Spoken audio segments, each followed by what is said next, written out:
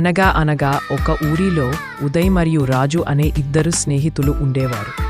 వాళ్ళు ఎప్పుడూ కలిసే ఆటలాడుతూ పొలాల్లో తిరుగుతూ రోజులు గడిపేవారు. ఒకరోజు వాళ్ళు పొలంలో ఆడుకుంటుండగా గాయపడిన ఒక చిలక కనిపించింది. ఆ చిలక రెక్క విరిగిపోయి ఎగరలేక వేదనతో ఉంది. ఉదయ్ వెంటనే అన్నాడు, రాజు, ఈ చిలకను ఇంటికి తీసుకెళ్లి దానికి మందు వేసి జాగ్రత్తగా చూసుకుందాం.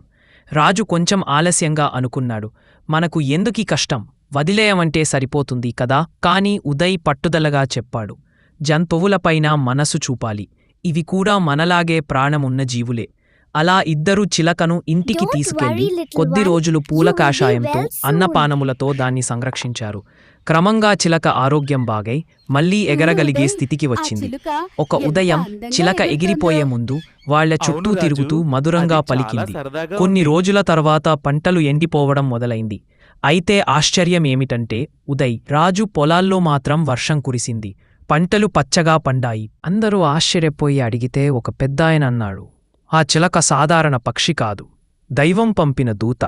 దానికి సహాయం చేసినందుకే మీకు కృతజ్ఞతగా వర్షం కురిపించింది. నీతి: మనసున్నవాడు సహాయం చేస్తే అది తప్పక ఎప్పుడో ఒకరోజు మంచి ఫలితంగా తిరిగి వస్తుంది. అది ఒకరోజు తిరిగి మంచిగా వస్తుంది.